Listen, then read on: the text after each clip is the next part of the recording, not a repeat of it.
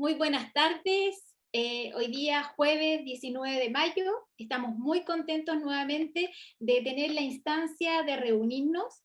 Tenemos la suerte y la oportunidad de reflexionar sobre la salud mental de nuestros alumnos.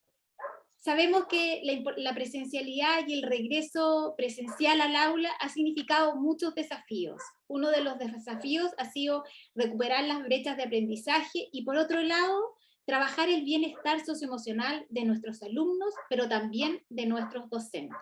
Por eso que esta tarde Grupo Educar y DuoQC nos invitan a participar de una conversación relajada sobre el tema de la salud socioemocional y la forma de cuidar a nuestros alumnos con nuestro destacado psiquiatra infanto-juvenil de la Universidad de Chile, amigo de la casa, Sergio Canals, con quien además de conversar sobre el diagnóstico, nos va a entregar y nos va a dar a conocer estrategias concretas para trabajar el bienestar emocional, como decíamos, de nuestros alumnos y de nuestros profesores. Queremos agradecer a nombre del Grupo Educar a DuoQC por la posibilidad que nos brinda de poder abordar este tipo de temas tan interesantes para, en definitiva, contribuir al aprendizaje de nuestros alumnos.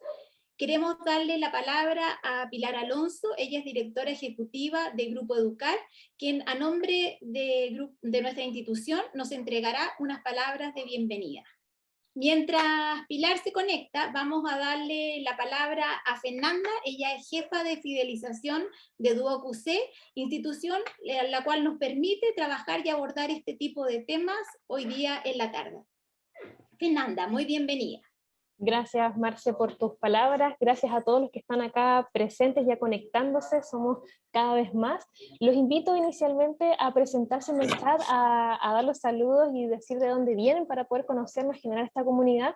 Ya pronto vamos a estar con este tema que es súper necesario poder trabajarlo. Ha sido un tema muy recurrente, quizás lamentablemente durante este periodo de la vuelta a la presencialidad, y como institución queremos apoyarlos con estas herramientas y Sergio es el indicado con esta temática, así que muchas gracias Marcela. Vamos a dejarle también el pase más adelante a Sergio y aprovechemos esta instancia, dejen las consultas, preséntense y generemos, como bien les decía hace un rato, esta comunidad para que entre todos nos podamos apoyar. Así que Marce, continúa tú.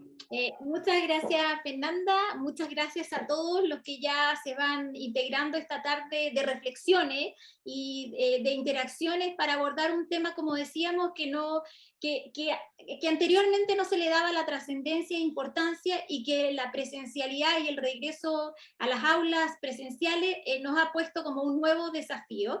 Y como decía Fernanda, ahora vamos a darle la palabra a nuestro invitado de esta tarde, Sergio Canals. Él es psiquiatra infanto-juvenil de la Universidad de Chile, con una vasta experiencia en el tema de la salud emocional y de los desafíos y también de las dificultades y problemas que nos enfrenta esta nueva realidad.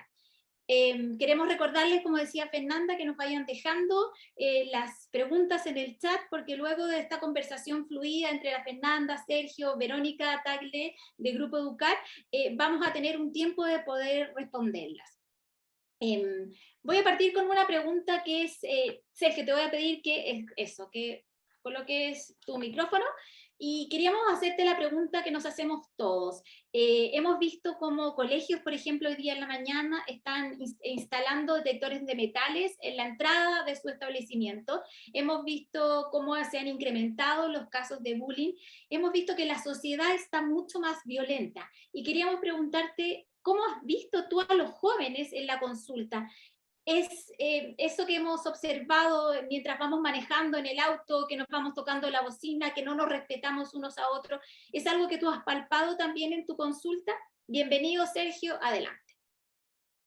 Hola, muy buenas tardes. Agradezco a la gente de Duoc y de Educar. Yo he estado en el Duoc varias veces, ¿sí? y también colaborando con Educar. Entonces, quiero comenzar, eso sí, con 5 líneas antes, pero voy a responder lo tuyo al tiro. Pero es que esta frase me gustó, de una psicoanalista argentina, y titula un libro como Adolescencias, trayectorias turbulentas. Y ya está comenzando uno a contestar la pregunta, trayectorias turbulentas, ¿ya?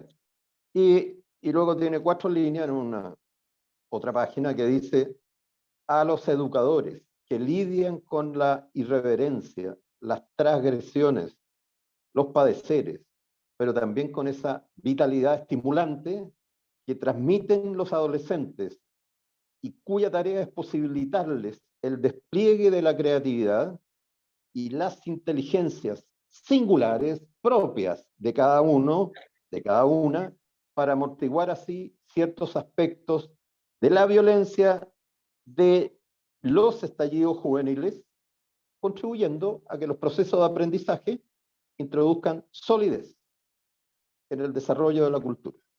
Bien. Luego, en ese contexto veloz, ¿ya? La pregunta la focalizaste en la consulta. En mi consulta, en la consulta en general, uno recibe adolescentes, hombres, mujeres, que están en una etapa de desarrollo crítica, pero comparten algo, que es un estado de sufrimiento vital y emocional, ¿no es cierto?, que les coarta la libertad para desplegar todas sus potencias y capacidades de desarrollo en esa etapa que de por sí ya se les dificulta en términos de enfrentar las transformaciones, ¿sí? Por lo tanto, mi respuesta es recordar que parte desde ese ángulo, de lo que yo he visto, y lo que he visto en la consulta es quizás una intensificación de los trastornos de estos estados asociados a cuadros angustiosos, ansiosos, a veces con fondo anímico, ¿no es cierto?, en la esfera depresiva, he visto también cuadros más intensos, y en general, los pacientes que antes manejaban y estaban regularmente estables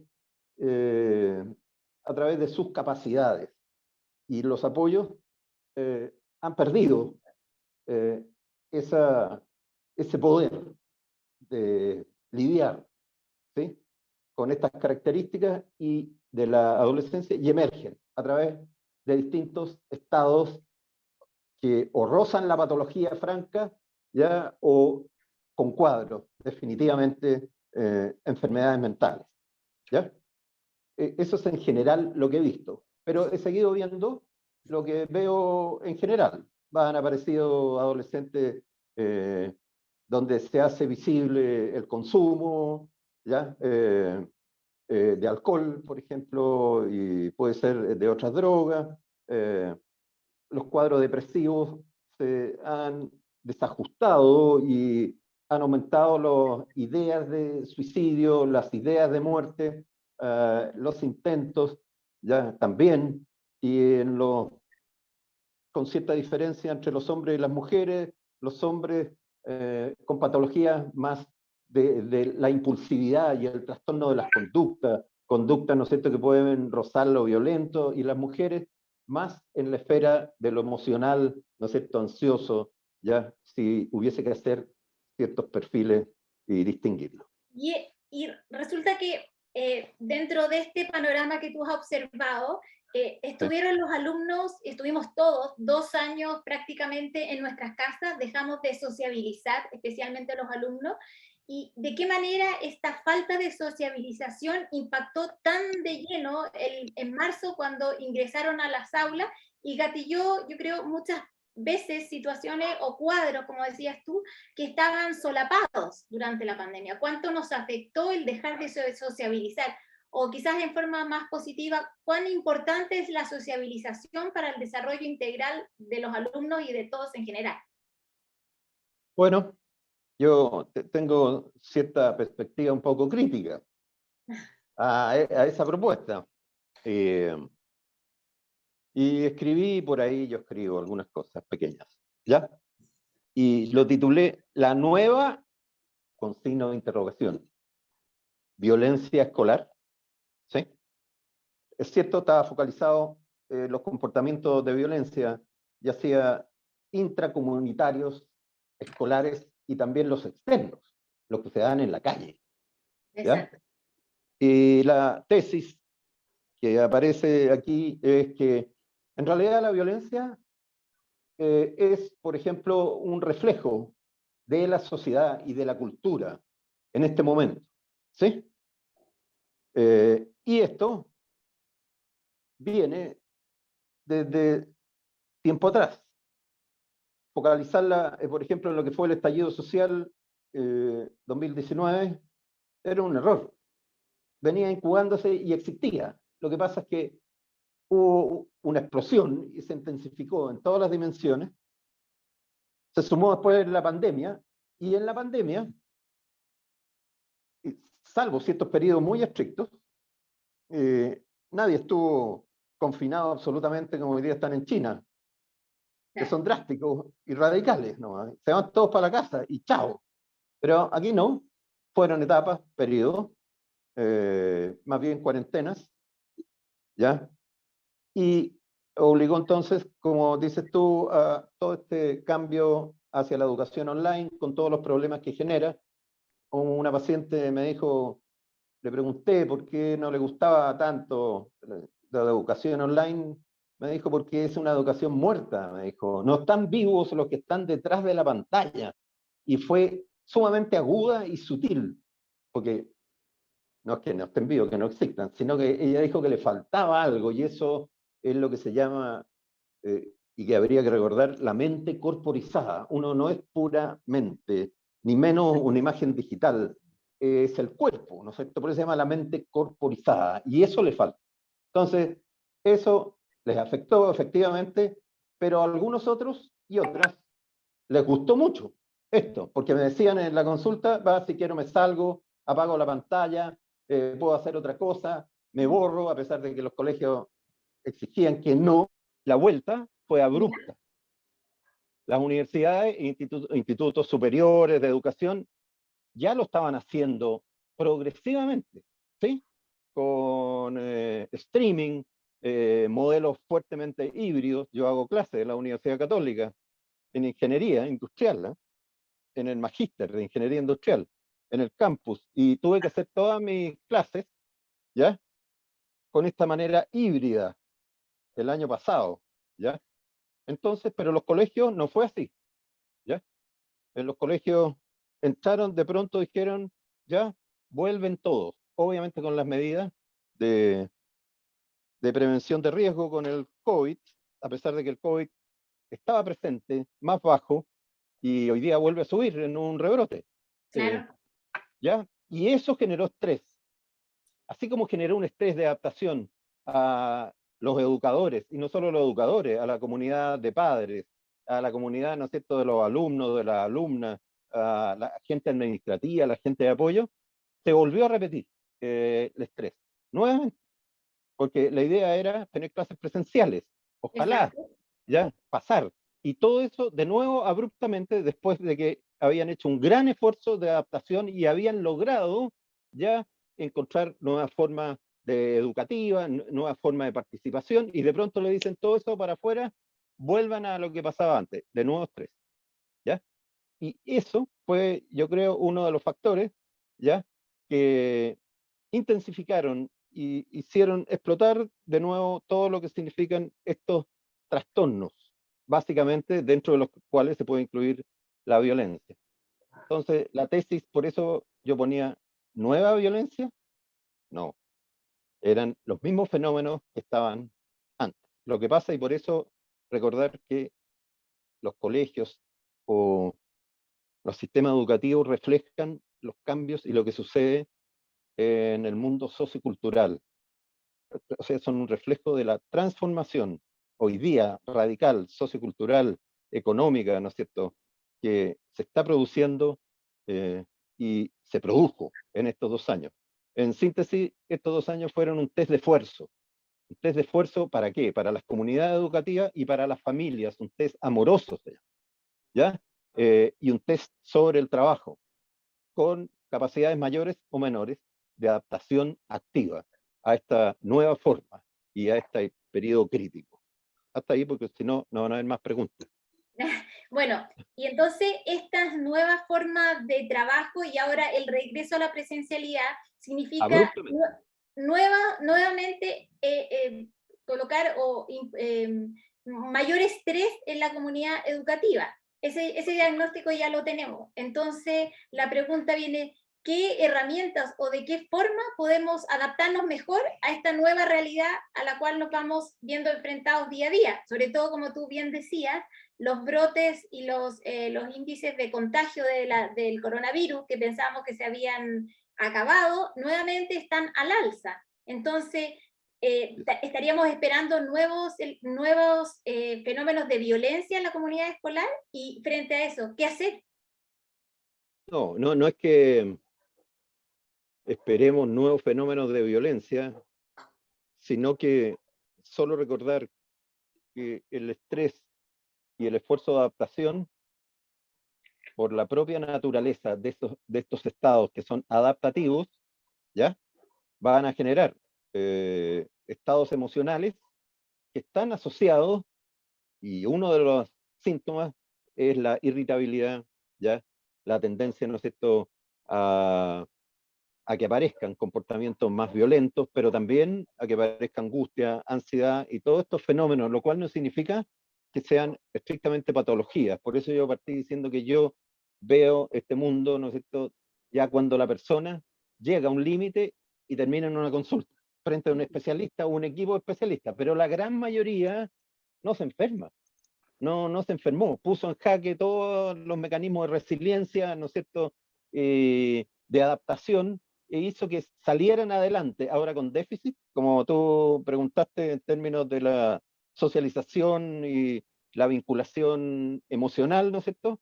Probablemente sí, y con cognitivos, que también se puso en jaque el impacto cognitivo que había producido, y en términos, por ejemplo, los más chicos no siguieron aprendiendo a leer, ya aprendiendo a escribir, eh, eh, al igual que si hubieran estado de manera presencial, probablemente, ¿sí?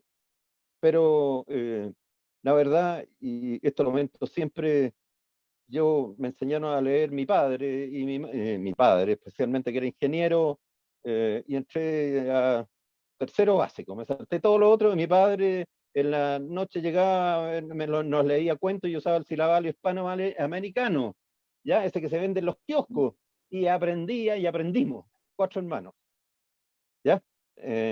Entonces hay ciertos mitos que se han colado por ahí. Es cierto, no todos los padres, mi padre trabajaba, era ingeniero y llegaba tarde y se hacía el tiempo. Por eso que estos son test que ponen en jaque el funcionamiento familiar, en el fondo la relación vincular, amorosa, Eso, ¿ya? tú ya estás dando algunas luces de cómo ir adaptándonos de mejor manera. Mejorar las relaciones, por ejemplo, intrafamiliares o con quienes trabajamos en los colegios, por ejemplo.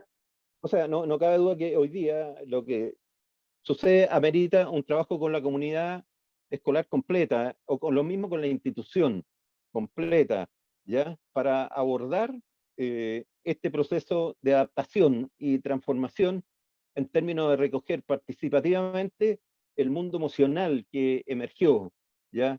Y los problemas también que emergieron, y estar muy alerta a que van a haber personas, niños, niñas, jóvenes en desarrollo, que no van a lograr hacerlo, y eso van a ir desplazándose y derivando hacia estados críticos que van a requerir, obviamente, un trabajo de un sistema, de un equipo de salud mental. Pero ese es un porcentaje.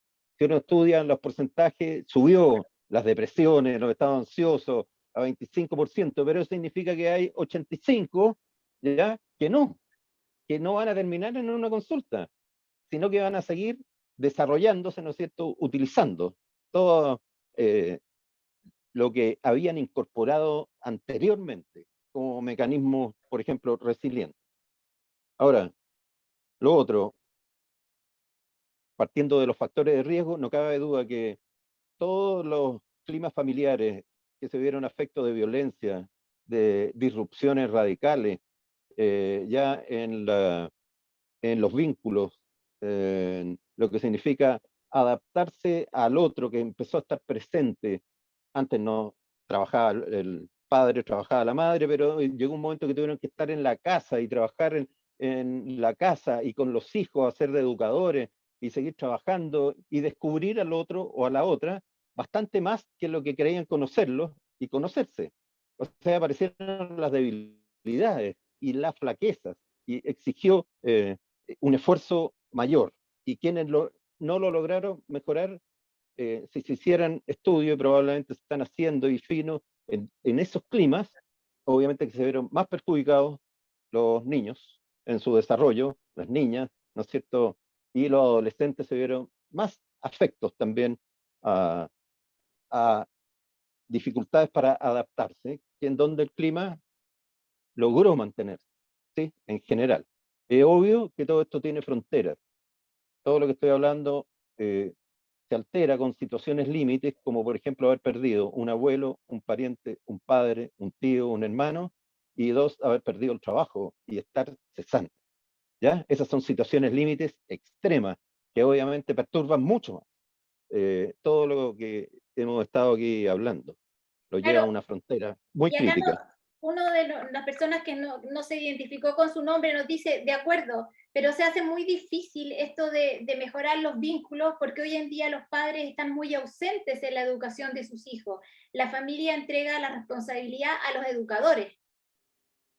¿Qué pasa con Ese, eso? eso, ese es otro viejo tema que recuerdo haberlo conversado, digamos, no es de ahora.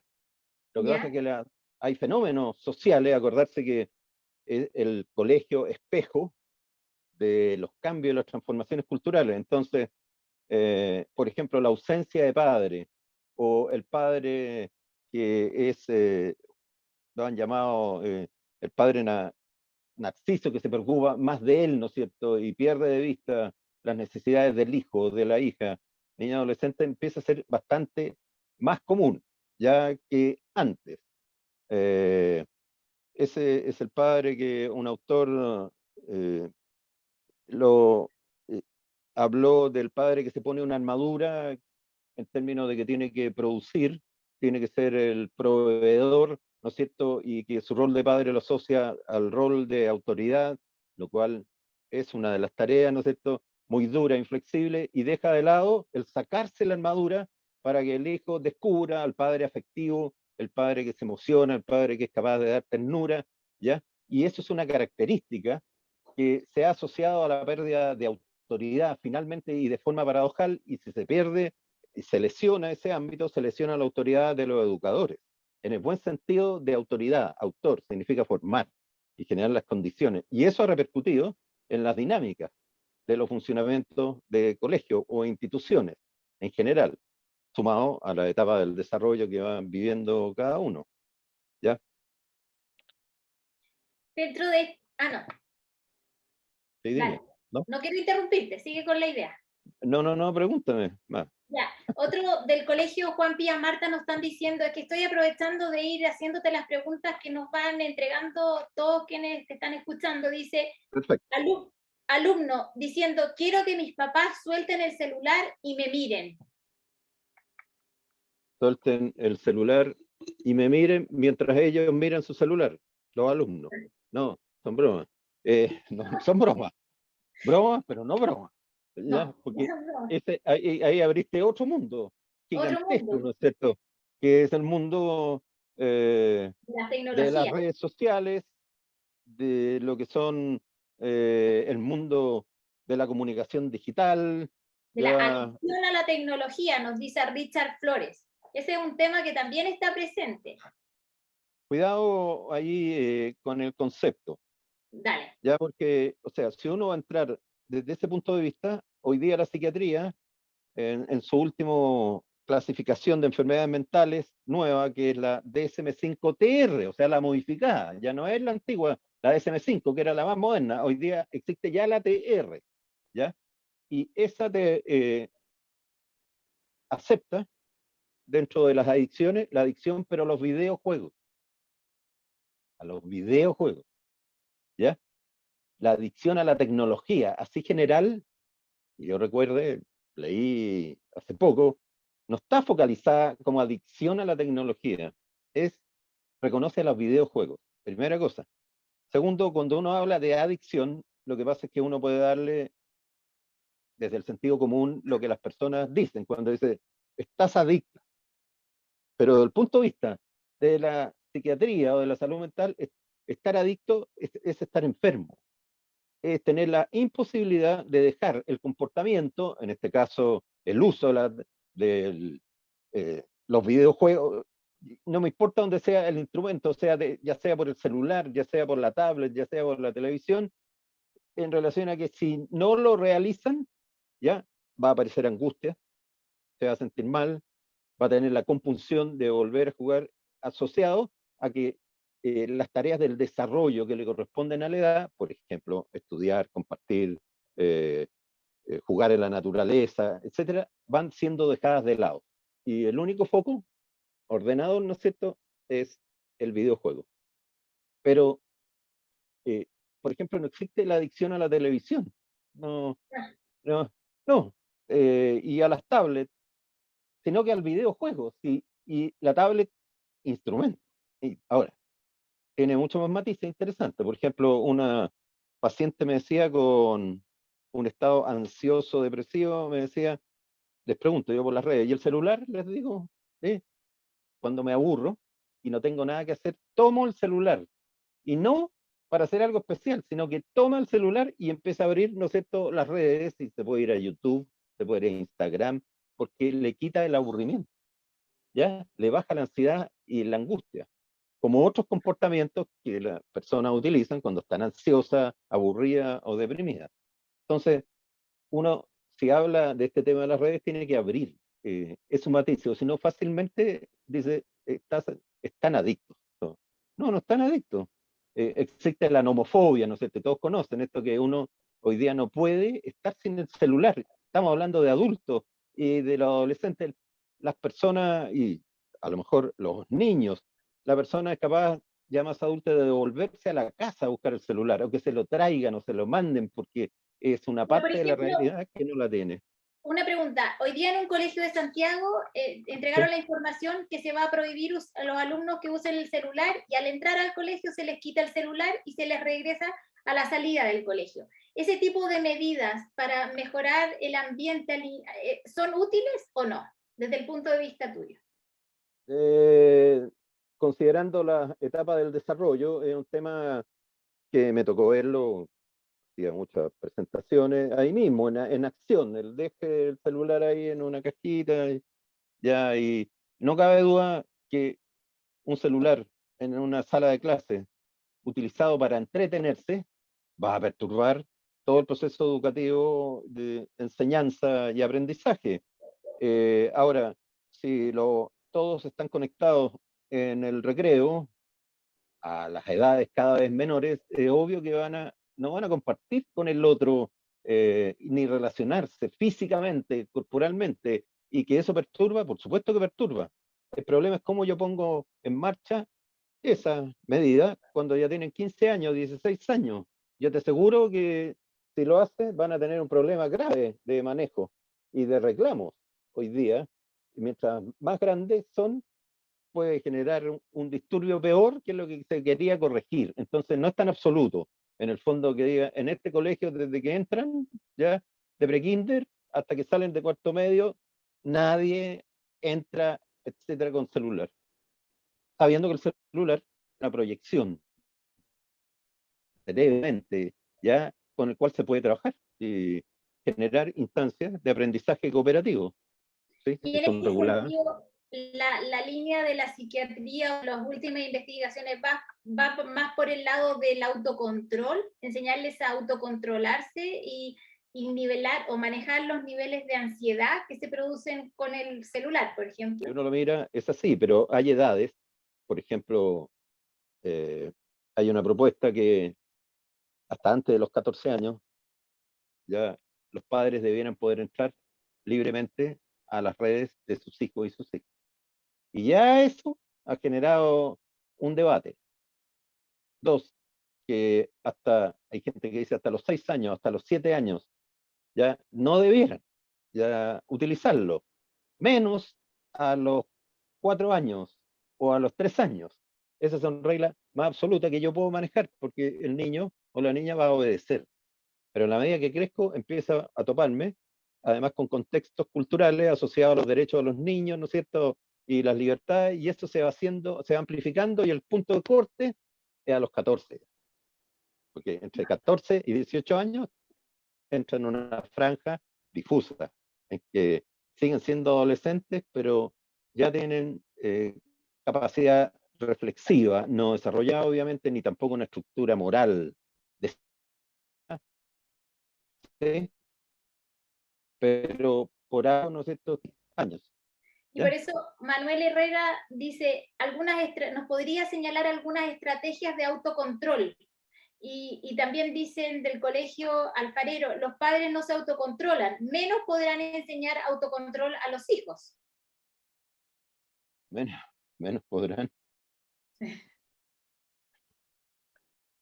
Miren, te voy a contestar un poco por el lado, antes de ir focalmente a lo que tú me preguntas.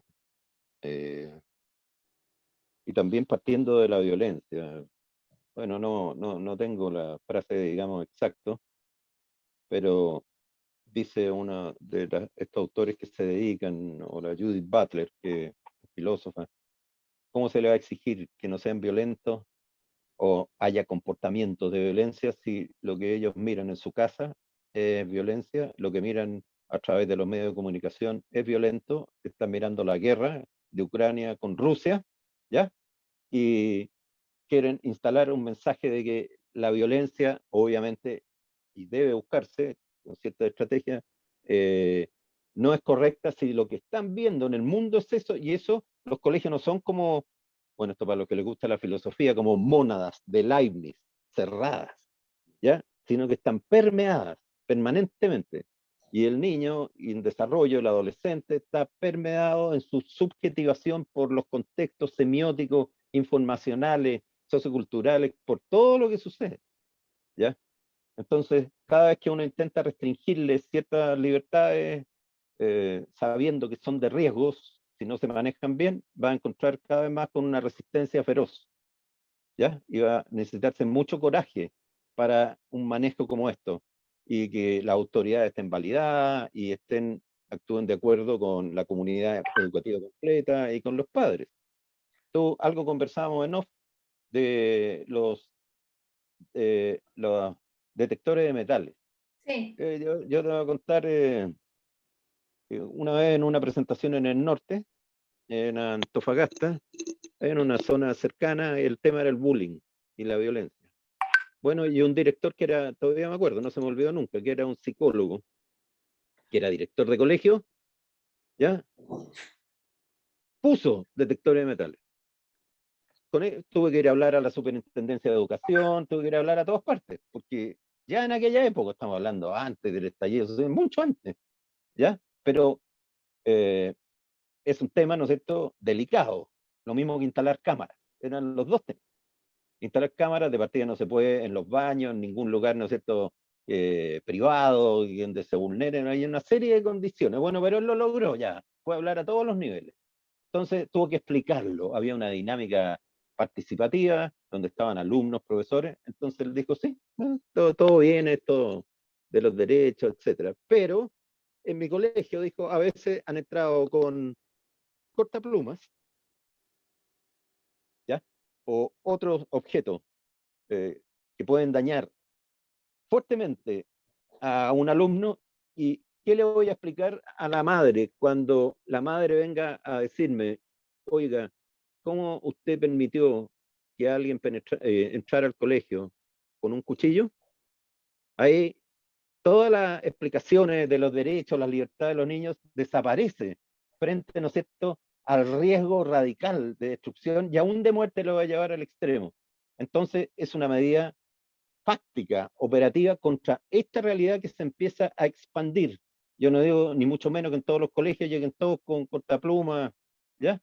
Pero efectivamente hay sectores, riesgos, hay sectores de riesgo vulnerables, ¿no es cierto?, donde sí puede ser, y yo tengo que proteger a la comunidad escolar, ¿ya? Entonces, no por no tener detectores, voy a acceder a un riesgo, ¿no es cierto?, que finalmente no voy a poder a explicar si llega a suceder algo a los padres del niño o la niña que fue afectada. Esa es mi opinión. Así que, bajo todas las condiciones. Nos están escuchando orientadores, profesores, directores, sostenedores. ¿Qué pasa con el cuidado de la salud mental de nuestros docentes? Hemos sabido de hay colegios que han tenido que cerrar por unos 2-3 días en distintas comunas de Santiago porque no tienen docentes para reemplazarlo, porque han presentado sus licencias, ya sea por estrés o por el tema de la pandemia, y están definitivamente sobrepasados. ¿Cómo les ayudamos a cuidar su salud mental o socioemocional? Bueno, entraste en un tema delicado. Sí. Sí, bien delicado porque aborda distintos niveles, ¿ya? De partida desde los niveles que tienen que ver con las acciones de los ministros, los gobiernos, ¿ya? Y también a nivel local de las propias instituciones educacionales. Porque lo que uno tendría que preguntarse es cómo, bajo estas condiciones, en que nadie puede negar las condiciones límite y de estrés, cómo no se han desarrollado, o cómo no es parte del hacer cotidiano, ya el desarrollar actividades que no son solo focalizadas en la educación estricta de contenido y metodología, sino en las personas que son las que están frente al alumno, a la alumna, que están en la primera línea de la enseñanza y afecto a todos estos problemas, ¿ya? Y partiendo desde ese punto de vista, uno puede llegar también hasta otros niveles, en términos de preguntarse si existe en esa comunidad escolar una estrategia global participativa, voy a ponerle un título, democrático, con todos los matices que tiene, donde se le ha preguntado a ellos cómo se sienten, cómo se han sentido emocionalmente y por qué no se han creado entonces estas instancias. Alguien dijo clima escolar, dijo es participación. No me acuerdo quién lo dijo hace poco, cuando le preguntaron. Me parece bien, y eso es clave. Y a la luz de eso, preguntarles, ¿no es cierto?, si necesitan más horas que no estén destinadas a estar frente al alumno, si necesitan horas para desconectarse y, desde cualquier ámbito y punto de vista en una empresa grande. Ya una vez llegué, me invitaron a hacer una charla y no había nadie. Entonces ya me estaba molestando, ¿cómo me citan a las 8? Ya. ¿Y dónde están? Pregunté, están todos haciendo gimnasia, calistenia. ¿Cómo va todos haciendo calistenia? Sí, aquí en el patio me dijeron. Y estaban... Ah, ¿y esto? Sí, están 15 minutos. ¿Y le hace bien? Sí. Han dicho que se relajan, ¿no es cierto? Se vuelven a focalizar en lo que tienen que hacer. Esa es una forma de... Es lo mismo cuando se trabaja con los alumnos. Hay que recordar que el alumno, la alumna, si ven a sus profesores con ansiedad, estrés, y que de alguna manera leen que hay tratos que a lo mejor bordan la injusticia o hace que se sientan mal quienes educan, ¿cómo le va a enseñar uno propuestas dentro del desarrollo ético-moral y va a predicar lo que se llaman las escuelas justas democráticas, por ejemplo, para tener climas seguros, que están ordenados en torno a lo que es la ética y la moral? Si ellos comentarán después, mire, pero mire cómo está la profesora y qué han hecho, o no le dieron licencia, o no le permitieron la licencia, ¿ya? Hoy día lo que existe es miedo y ansiedad, y yo lo veo. No se publica en los diarios el número de colegios donde hay alumnos que han cerrado por tener, y lo veo todos los días en la consulta, y por tener, ¿no es cierto?, más de 3 alumnos contagiados. No, y los profesores, bueno, según estas nuevas leyes, o sea, protocolos, etcétera, de alguna manera quedan afectos a los contagios, potencialmente. Bueno, eso les produce angustia y ansiedad, y sumémosles de nuevo a la adecuación global y a los fenómenos emergentes que están viendo. Yo creo que tiene que ser una política global tan poderosa como el proyecto educativo y las estrategias, un plan y programa desde el inicio, que dependa de las jerarquías, ya sean los directorios o quienes dirigen el colegio, destinado solo a mantener la salud mental y promoverla y fomentarla de sus educadores, de sus educadores. Porque si no, no hay salud mental con los alumnos, ni alumnas. ¿Cómo un profesor Desde estresado el colegio, va a educar Juan, tranquilamente? sí, Juan Pía Marta dice, los profesores sabíamos que los alumnos llegarían muy desentendidos pedagógicamente, pero Claro. jamás mencionamos el nivel de violencia, descontrol de impulso, sin normas, sin hábitos. Es terrible para nosotros los educadores. Mira, no me cabe la duda y no es pura teoría porque una hija mía es profesora de arte, ha sido profesora jefe y obviamente cuando ya viene a la casa comentamos cómo le va con los alumnos, con las alumnas. Y claro que comenta eso, entonces, no, es así y terminaron sumamente estresados después del periodo pandémico online, porque a ellos mismos, ellos sabían y se daban cuenta que no era la forma de enseñar y que no aprendían. Había colegios donde les regalaron las notas, así, decíamos, claro, para que pasaran, así, directo, ¿ya? Entonces, todo eso iba contra, ¿no es cierto?, lo que era el hacer educativo en general, ¿ya? Y hoy día se sumaron nuevos aspectos. Entonces, cada colegio debiera desarrollar esta política, pero participativamente, dejar el espacio.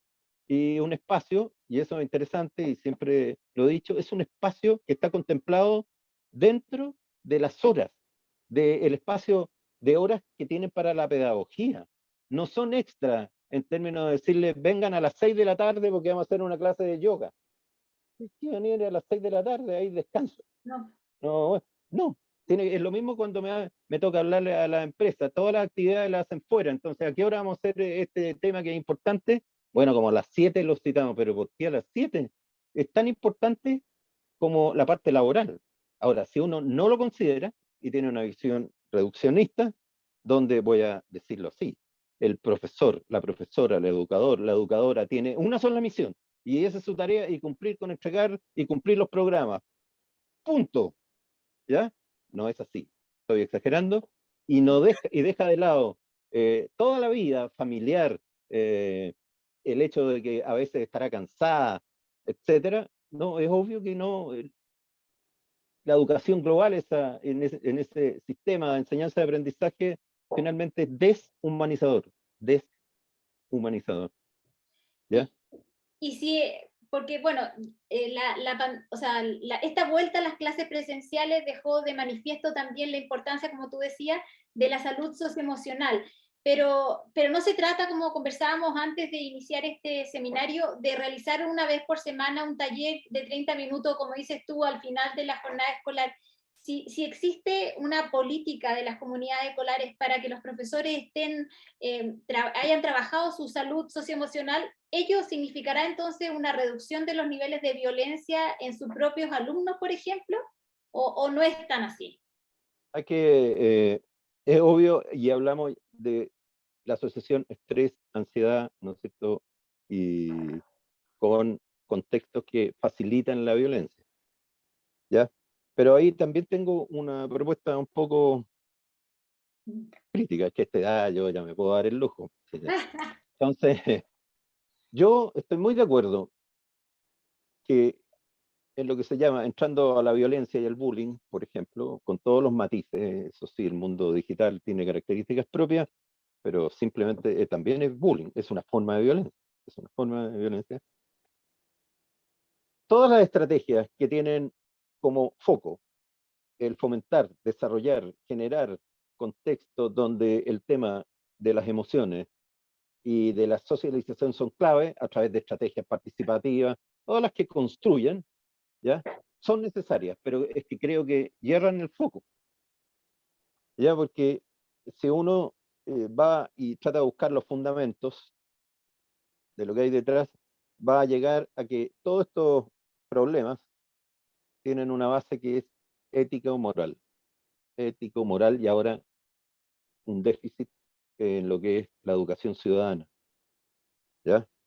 Y eso es porque los colegios no tienen programas, los sistemas educacionales, doy un ejemplo, en ingeniería de la Católica, se incorporó fuertemente las clases de desarrollo ético-moral, de la dimensión ético-moral del hacer en los niveles ejecutivos, fuertemente, progresivamente. Hoy día está instalado en los programas. Bueno, en los colegios tenían los programas transversales, yo lo sé. Y los programas transversales, lo saben quienes son educadores, no les voy a enseñar, si se dedican significa que son transversales. ¿Y transversales qué significa? Que están presentes en cualquier actividad educativa de aprendizaje-enseñanza. ¿Y qué significa en cualquiera? Que atraviesa toda la dinámica, ¿no es cierto?, de esa comunidad, toda. Es decir, no son clases de ética, a eso me refiero. ¿Se pueden hacer? Habrá una edad en que hablarán de filosofía, ética de filosofía, ¿no es cierto?, y harán todo un análisis abstracto. Pero te doy un ejemplo, para no ser teórico y abstracto, y que lo daba antes cuando hacía. Por ejemplo, si en una clase que es de matemática, alguien le dice a un compañero o una compañera, lo insulta por sus diferencias, ¿ya? Y groseramente. Y el profesor está haciendo clase y se da vuelta. Y dice, ¿quién fue? Y obviamente se calla. Raro que alguien diga yo, porque no lo vio, entonces pasa, pero el profesor sabe, por la voz, etcétera, ya, tú. Entonces, ¿tienes algo que decir? No, no, porque no fui yo, ya. Sal de la sala y espérame afuera. Esa es una opción y anda donde el inspector y la inspectora. Punto, porque eso no se hace. Listo. ¿Pero qué pasó? Perdió la oportunidad de una extraordinaria clase, ¿ya? Moral con fundamento ético. ¿Cuál era la otra opción? Si es que existe este programa transversal, ¿ya? Y para la clase genera una dinámica, libremente le pregunta al que fue insultado, ¿no es cierto?, por sus diferencias o debilidades, ¿ya? ¿Cómo se sintió? Si él quiere libremente decirlo. ¿Cómo se sintió el curso? ¿Qué sintieron? ¿Sintieron pena? ¿Sintieron rabia? Y después de eso, preguntarle, ¿y qué les parece? ¿Será bueno que un alumno de ustedes, compañero, compañera, por algo que alguien dijo, otro compañero o compañera se sienta mal y sufra? ¿Será eso bueno? Y ahí llega a lo moral directo, lo bueno y lo malo, ¿ya? Y eso sí, se perdió 20 minutos de clase porque se le acabó la clase y no alcanzó a pasar las ecuaciones. ¿Qué es más importante para ese colegio? ¿Sí? Sí. Si es la matemática, lo echa para afuera nomás y después voy a hablar contigo. Si es esta política global, transversal, ¿no es cierto?, donde es el fondo ético moral que está siempre presente en todo, lo más importante, entonces él detendrá la clase y de acuerdo a las estrategias que están diseñadas, porque no es al azar, obviamente, es todo un programa, tratará el tema, ¿ya? Lo que uno sabe es que para educar en el mundo ético-moral tiene que partir de la experiencia vital, y de la experiencia vital dada en los contextos de lo que está sucediendo, y los debates obviamente serán de acuerdo a la etapa del desarrollo. No es lo mismo discutir, generarlo esto a los 15, a los 13, que hablar de lo bueno y lo malo a los 7. Eso también lo saben los educadores por la etapa del desarrollo, ¿ya? Pero hay que saber la etapa del desarrollo bien, entonces, para poder entrar en ese tipo de estrategias prácticas. Y asociado a otra cosa, que la dinámica global completa, ¿ya? Eso se llama las escuelas democráticas justas. Hay un programa completo, ¿ya? Que aborda desde los fundamentos, ¿ya? Creo yo. Por ejemplo, lo último, Dale. hoy día están todos los días llenos de realidades con las cuales uno puede generar este tipo de, poner en práctica este tipo de estrategias. Podemos partir desde la guerra de Ucrania con Rusia, hasta cuando queman un bus, ¿sí? Hasta cuando un niño se muere con una bala loca, o cuando filman a alumnos o alumnos pegándose afuera y el resto de los alumnos aplaudiendo y estimulando, y por último lo filman y luego lo suben a las redes. Todo eso ya daría para una clase extraordinaria, ¿ya? De ética, de moral, digamos, y con las reflexiones éticas primarias, que son una etapa, cierto, un poco superior. ¿Sí? Ese es un ejemplo práctico para decir, bueno, ¿cómo se hace esto? ¿Ya? Claro. Y obviamente que si la comunidad global completa, y eso significa, ojalá, la participación de la familia en ciertos niveles, no se ha tocado, no, tampoco va a avanzar, porque uno supone que la comunidad educadora, sí, está capacitada y practica, digamos, esto que se está enseñando, sino cómo educar en este ámbito. ¿Ya? Yo quería invitar a la Fernanda que se sume. Fernanda, porque nos quedan algunos minutos y que me ayudes Bueno, con las preguntas que se nos van quedando en el tintero. Y bueno, la bueno. Fernanda, para los que se sumaron al final, ella es jefa de fidelización de Duoc-UC, esta institución con la cual, que nos permite reflexionar esta tarde junto a Sergio sobre este tema tan trascendente. Y quizá te pillo de improviso, Fernanda, pero quería preguntarte si este panorama que contaba Sergio, de cuál estamos hablando, también ocurre o lo han visto ustedes en las aulas del Duoc, o han visto a los jóvenes más violentos, los profesores. Cuéntanos un poco. Sé que esto no estaba en el libreto, pero aprovecho de No, preguntarte. no estaba en el libreto. ¿No? Sí, no, mira, a menos acá con nosotros no he visto episodios, a menos a la fecha. Nosotros estamos acá en la Casa Central, quedamos justo arriba de la sede Antonio Vara, entonces tenemos contacto directamente con nuestros estudiantes, y por suerte no he visto, porque claro, igual es un público que está un poco más adulto, que ya claramente vivió todo este periodo de la virtualidad, pero mantuvimos un contacto más bien permanente con ellos en virtualidad. Y hemos ido retomando, como bien decía Sergio inicialmente, como gradualmente la presencialidad ya desde el año pasado, si no es que no desde un poco antes. Pero claro, yo en su momento, cuando me tocaba trabajar con colegios en el área de difusión, sí me tocó ver episodios previo y post también estallido social, que eran un tanto complejos. Incluso veo aquí algunos presentes que me tocó vivir ciertos episodios con ellos. Pero siento que los estudiantes, desde la formación, desde el hogar, y junto con los comentarios que he visto también mucho en ese caso, que delegan la responsabilidad de la educación los padres hacia los educadores, que obviamente el nicho es la familia. Siento que la educación superior, al ser público un poquito más adulto, tiene un foco distinto, tiene un poco más el camino más avanzado, que es lo que le falta hoy en día a los chicos en la enseñanza básica y en la enseñanza media. Entonces, en ese sentido, menos dos por ahora, no. Esperemos que siga así. Esperemos. Sí, me parece interesante y bien este término que también es básico. Es obvio que todo este proceso tiene la base y los soportes en lo que ha acontecido antes.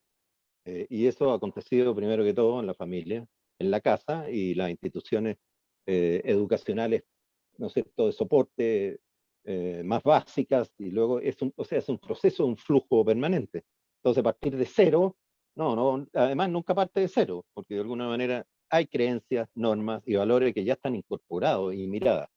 Recordando eso sí, que los jóvenes turbulentos, narcisos, idealizados y idealizando al mundo, hoy día son una generación nueva que ha cambiado. ¿Ya? Hay un libro también, es que yo leo harto, ¿sí? Lo único que me queda ya, hoy día no son bromas. Entonces, yo, que habla de la importancia, estamos hablando el posmoderno, el de ahora, ¿sí? Eh, están en una etapa, y en la realidad nuestra, y no solo eso, en el mundo, en que de guerreros del cambio, porque hay que recordar que las grandes transformaciones aquí fueron impulsadas, como en todas partes, son una tarea de los jóvenes, las transformaciones globales, socioculturales y políticas, ¿ya? Eh, el, tiene que generarse las condiciones para que poco a poco ese guerrero pase a ser ciudadano. De guerrero a ciudadano. ¿Y qué ejemplo más práctico? El presidente Boric, que de guerrero de la calle, ¿sí? Y retrocedamos más de la revolución pingüina, ¿ya? Llegó a estar, por distintos temas políticos de Tote, llegó a dirigir, no solo a ciudadanos, sino que llegó a ser el que dirige la nación. Bueno, ahí uno puede ver una trayectoria, ¿no es cierto? Pero hoy día los analistas sociales y todos dicen que está muy exacerbado el, el joven combativo por sus ideas, por sus valores, por las grandes transformaciones del mundo. ¿Y para qué analizar todas entonces las miradas feministas? O las miradas que tienen su base en el mundo ecológico y de la naturaleza, ¿ya? Porque no solo tienen su visión, sino que combaten para que esa mirada sea la que se generalice en el mundo y reordene la existencia. Entonces, escapar de estas acciones yo creo que es sumamente difícil. En la medida que, claro, son mayores, todo lo que es la madurez emocional, el control emocional, es obvio que ha avanzado, y también lo que son las actividades, ¿no es cierto?, empáticas, en términos de ponerse en el lugar del otro, la importancia del otro con la diferencia, todo eso se ha ido desarrollando y modula las acciones directas. Pero yo creo que es propio de los jóvenes hoy día esa mirada generadora de transformaciones radicales, y que lleva al extremo, uno como puede haberla mirado y visto y vivido, ¿no es cierto?, en el estallido social, en su borde más destructor, en la frontera, ¿no es cierto?, ya hay gente que dice nihilista, donde no había ningún valor que ordenara las conductas, y lo que significan explosiones sociales, ¿no es cierto?, extremas, ese es un borde extremo. Pero también los vimos cuando fueron a marchar, las movilizaciones sociales que fueron pacíficas, una gigantesca que hubo después, sin violencia. Pero ellos están en la transformación. Entonces, yo creo que uno no se puede escapar en instituciones como las universidades, el DOC, que es universidad, el DOC, Instituto profesional. eso, instituto profesional, pero sé que hay en el, sí, pero es como es universidad en el fondo, en lo que significa educar, ¿ya? Porque utiliza las mismas formas que podría haber y hay en la universidad. Entonces, intentar escapar de eso y no someterlo también a instancias que generen reflexión vivencial, escuchar eso y modularlo, porque finalmente uno está educando. No hay simetría absoluta. Por algo uno es el educador finalmente y se educa con ellos, y la otra persona es el alumno o la alumna. Eso fue algo con que siempre yo discutí, etcétera, ¿ya? Que no es igual, no hay simetría, pero sí uno puede guiar todas estas reflexiones y ordenarlas en lo que a mí me parece clave, de nuevo, la que es la mirada, ¿no es cierto?, eh, cultural, social, ya, y ciudadana, hoy día, del pueblo ciudadana, si se va, hay matices entre pueblo y ciudadano, está analizado. El pueblo está más asociado con los cambios, el ciudadano con la estabilidad, ¿ya? Y el orden. Bueno, eso amerita reflexión permanente, aunque las carreras, si uno las mira desde lejos, no tengan que ver.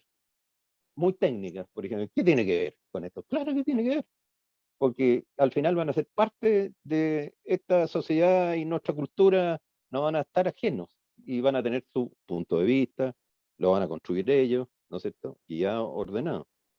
Entonces, cuando dices tú, no lo hemos tenido, sí, perfecto, yo lo creo, porque no lo he visto, además no lo he leído, así que no lo he leído nunca. Se tomaron el dúo y quemaron la mitad, no, no, pero sí he visto en colegios, en universidades, otras, ¿sí? O sea, uno no puede escapar de eso. Y yo creo que el punto crítico, por ejemplo, todo lo que son las posturas hoy día indigenistas, ¿ya? Que son sumamente fuertes y poderosas en relación a lo que significa la integración, y todos estos conceptos que se están desarrollando ahora, sea, y llevándolo al contexto directo, sea o no la nueva constitución, permite mirar los ejes en torno a lo que se mueve, que, cuáles son los intereses, ¿ya? Y si uno lo mire, y yo lo veo en la consulta, yo trabajo en dos planos. Trabajo en la alemana de la dehesa, arriba, y también trabajo en los colegios de Las Condes, los que son municipales y los que son subvencionados, con realidades totalmente distintas, pero uno, si empieza a profundizar, va a encontrar los mismos impulsos o drives que los mueven. Entonces, estarán preocupados en Las Condes, arriba, en un colegio de altos recursos, de reciclar, y igual lo escucho cuando veo a un colegio que de más riesgo, de bajos recursos, ellos también reciclan, ¿ya? ¿Ya? Y se preocupan de eso, y lo dicen aún. O sea, esos grandes ejes están instalados. Si no se les deja salir, ¿ya? Tarde o temprano explota, o por lo menos si no se escucha y no se participa de todos estos intereses, deseos y miradas sobre el mundo. Eso es lo que quería decir. Por eso me parece extraordinario, digamos, en el DUOC tienen que existir tienen que haber existido instancias donde han canalizado, han recogido, ¿ya? Y han trabajado estos temas. Porque es la única manera finalmente que no se traduzca en una explosión de ira, de frustración, de violencia. Finalmente la ira y la frustración lleva hacia la violencia, ¿ya? Desregulada en su extremo. Hasta ahí Aquí, nomás, porque ya hablé mucho. no, acá uno de los comentarios dice, lamentablemente, como dice Sergio, los colegios partieron una normalidad abruptamente, priorizando lo académico, las exigencias prepandemia, los resultados, sin dejar espacio para una educación socioemocional. Y se repite el tema de la importancia de lo socioemocional. Debió ser una vuelta parcializada, no dejando de lado la salud mental de todos los involucrados en la comunidad escolar. Así es, así es. O sea, yo estoy totalmente de acuerdo que el tema de esta entrada abrupta, Sí. no moderada, modulada, ¿no es cierto?, fue parte de la catástrofe, parte de la catástrofe. Ahora, hay otra cosa que no hablamos. También hay un tema con las miradas sobre la educación en términos de encontrarse uno con colegios o programas educacionales que están muy orientadas hacia la competitividad, ¿no es cierto?, individual. Y si uno mira, y se habla de socialidad, ya de socialización, ¿no es cierto?, y se habla de comunidad escolar, ya el tema de la competencia como matriz fundamental nos ayuda mucho. ¿Sí? Entonces, también tiene que ver estos currículum implícitos. Implícitos también lo conocen, son conceptos que manejan, no explícitos, pero que en el fondo se traslapa, percolan por todo lo que es lo explícito que uno está mirando en la estrategia y las prácticas, digamos. Entonces, hay un tema ahí que tampoco he abordado bien, Sí, ya pero porque que no favorece la importancia del otro en su diferencia, sino que lo trata de leer solo desde la competitividad de yo soy mejor, ¿ya? Y el otro van a haber muchos siempre, van a haber mejores y peores, pero los peores van a quedar, Mira, hay un pensador inglés, Tony Judd, que se murió, que decía que el problema no es Chile, ¿ya? Pero en general es la admiración por los poderosos y el desprecio por los más débiles. Algo, acordarse de una filósofa, la Adela Cortina, que es experta, la ha traído la católica y todo, filósofa dedicada a la ética, ¿ya? Y decía que han aparecido ciertos fenómenos propios de esta etapa como la porofobia, es la fobia a los pobres, ¿ya? ¿Ya? Entonces, hay fenómenos que son, ¿y por qué como la fobia a los pobres? Se refiere a que las personas que uno siente que nunca van a poder devolverle lo que uno hace por ellos, no, ¿por qué me voy a privar al revés? Si no van a hacer nada por mí. Entonces, eh, no, no son no aparecen como personas, más bien son miradas a veces como desechos o marginalizados, ¿ya? Eh, ya sé que he hablado mucho, pero hay algo que me ya interesa vamos a tener que ir cerrando y pero voy a leer esto porque es del eso. Papa, Dale, del dale. Papa. Para terminar con algo del Papa, me parece correcto a mí, porque no, me parece bien y no hay burla, sino que creo que ¿sí?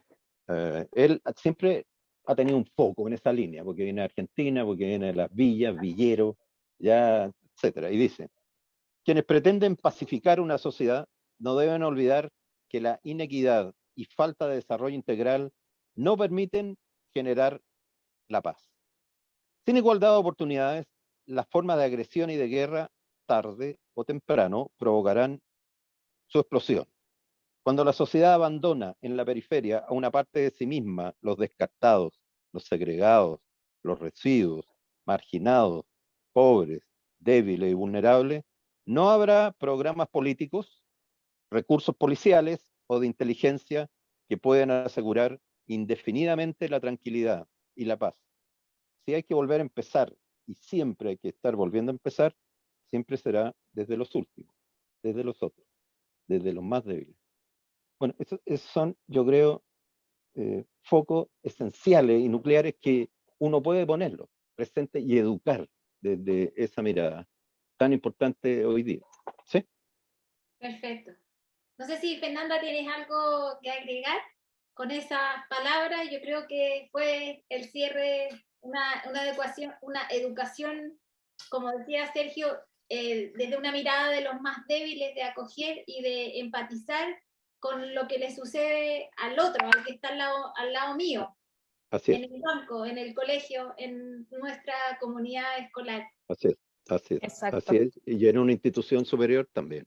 también. también, Bueno, sí. no sé si queríamos agradecerte, Fernanda, contigo a través tuyo a Duoc UC, por la posibilidad de habernos reunido a reflexionar sobre estos temas tan importantes que vemos en la prensa, en los diarios, y que muchas veces, como decía Sergio, no sabemos cuál es la razón, la raíz. Él hablaba del espejo de la sociedad, un término muy interesante y una conversación que nos da para largo. Queríamos pedirles que no se les olvide responder nuestra encuesta, porque de esa manera podemos seguir mejorando. Y a nombre de Grupo Educar y de Duoc UC, darle las gracias a Sergio, a todos quienes estuvieron conectados, a quienes nos hicieron llegar sus comentarios, sus reflexiones, y en las que nos contaron la realidad por la cual están atravesando. Y como siempre terminamos nuestros seminarios dándole gracias a todos los profesores por la labor diaria que realizan, muchas veces silenciosa, y por el valor de nuestros profesores. Sin ellos nada de esto sería posible. Muchas gracias, Fernanda, gracias, Sergio, y gracias a todos, y nos vemos a nombre del Grupo Educar en una nueva oportunidad. Saludos a todos.